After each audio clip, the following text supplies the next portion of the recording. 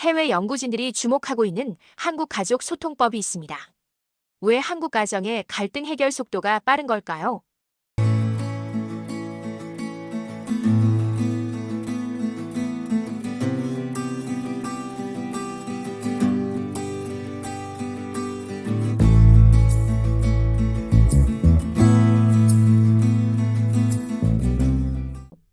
최근 해외 문화 인류학자들이 아시아 가족 문화에 주목하고 있습니다.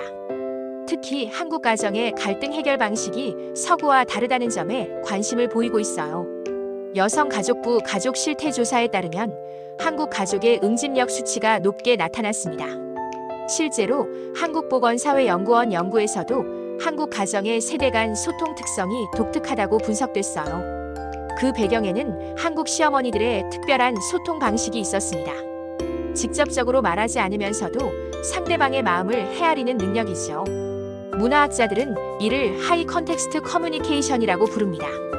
서구의 직접적 소통과는 다른 동양 특유의 소통법이라는 거예요. 이런 능력은 대학에서 가르치는 게 아닙니다. 오직 한국 어머니들이 생활 속에서 터득한 세대 전수 지혜인 거죠. 해외 가족학 연구자들도 한국 가족 문화의 이런 특징들을 연구하고 있어요. 아시아 연구센터에서는 한국 가족의 갈등 해결 패턴을 분석하기 시작했습니다. 실제 사례를 통해 이 소통법이 어떻게 작동하는지 보겠습니다. 한국 가족 문화의 첫 번째 특징은 선제적 배려입니다. 상대방이 요청하기 전에 미리 필요한 것을 준비해두는 방식이죠. 두 번째는 간접적 표현법입니다. 예를 들어 밥 먹었나? 라고 묻는 것도 관심과 사랑의 표현이거든요.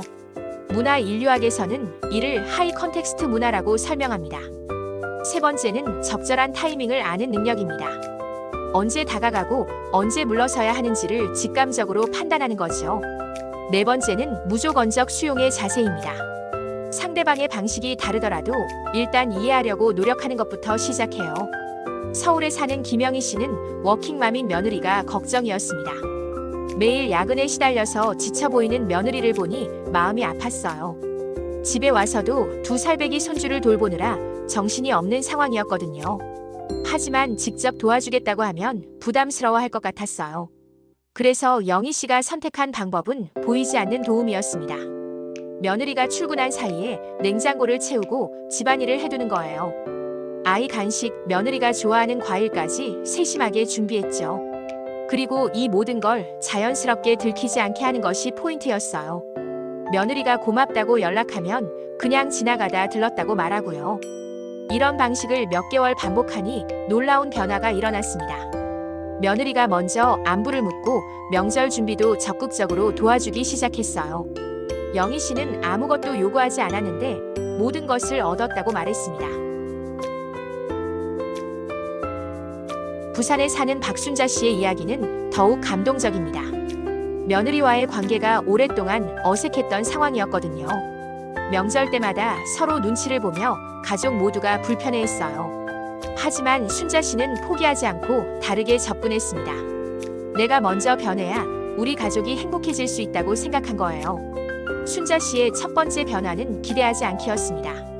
며느리가 자주 오지 않아도 서운해하지 않기로 마음먹었어요. 두 번째는 며느리의 편의를 우선으로 생각하는 것이었습니다. 명절 준비를 모두 시어머니가 해결해서 며느리가 편하게 오도록 했죠. 세 번째는 손주를 통한 자연스러운 만남이었습니다. 아이가 할머니를 보고 싶어 한다며 자연스럽게 기회를 만들었어요. 그리고 만날 때마다 며느리의 고충을 진심으로 들어주기 시작했습니다. 가장 중요한 건 아들에게도 변화를 요구한 것이었어요. 내 아내를 남편인 내가 먼저 잘 챙기라고 단단히 당부했거든요. 몇 개월 후 며느리가 먼저 찾아와서 진심으로 사과했습니다. 어머니 마음을 몰라드려서 죄송했다면서 눈물을 흘렸어요. 이제 두 사람은 서로 가장 편한 사이가 되었고 가족 전체가 화목해졌습니다. 이런 사례들을 보면서 해외 가족학 연구자들도 주목하고 있어요. 한국 시어머니들의 소통 방식에는 특별한 지혜가 숨어 있다고 말이죠.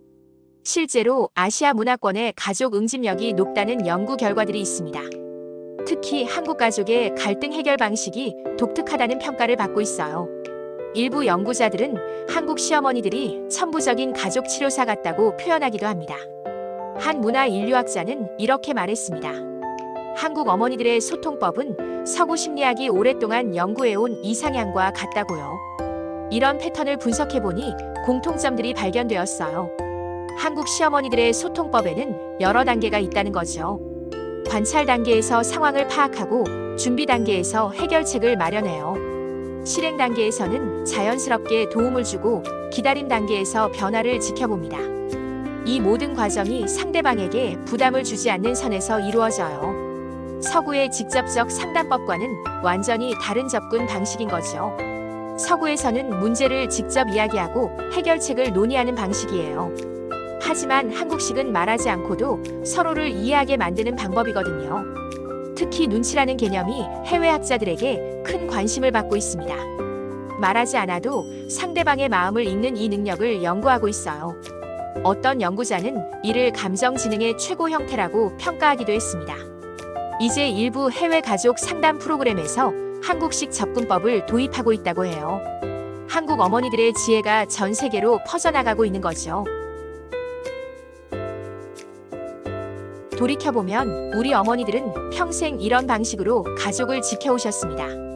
말로 설명하거나 가르치려 하지 않고 몸소 보여주시고 행동으로 사랑을 전하셨죠. 그 결과가 바로 오늘날 해외에서도 주목받는 한국 가족 문화가 된 거예요. 지금도 많은 시어머니들이 며느리와의 관계 때문에 고민하고 계실 텐데요. 이제 확신을 가지셔도 됩니다. 당신의 방식 안에는 세대를 거쳐 전해진 깊은 지혜가 담겨 있거든요. 조금 서툴고 어색해 보일 수도 있지만 그 마음만큼은 세상에서 가장 완벽한 소통이었습니다. 며느리들도 이제 알게 되었을 거예요. 시어머니의 그 작은 배려들이 얼마나 소중했는지 말이죠. 냉장고에 몰래 넣어둔 반찬, 아이 옷을 미리 사다 놓은 것, 아픈 곳은 없냐며 묻던 그 말들. 이 모든 것이 한국 가족 문화의 소중한 유산이었다는 사실 놀랍지 않으신가요? 해외 학자들이 연구하고 배우려는 것이 바로 우리 일상 속 평범한 사랑이었던 거예요. 실제로 현재도 여러 나라에서 한국 가족 문화를 연구하고 있습니다. 우리가 당연하게 여기던 것들이 얼마나 특별하고 소중한지를 먼저 알아봐 준 거죠. 이제 우리도 우리 어머니들께 감사를 표현할 때가 되지 않았을까요? 평생 가족을 위해 최선을 다하시면서도 인정받지 못했던 그분들에게 말이죠. 며느리 입장에서도 시어머니의 진심을 이해하게 되는 시간이 필요했을 거예요. 지금도 늦지 않았습니다. 서로의 마음을 조금 더 열어보면 어떨까요? 세계가 주목하는 우리 어머니들의 지혜로 더 행복한 가족이 될 수 있을 거예요. 그 시절 당신이 만든 기적은 지금도 계속되고 있습니다. 댓글로 들려주세요. 시어머니나 며느리와 가장 기억에 남는 순간이 있으시다면요.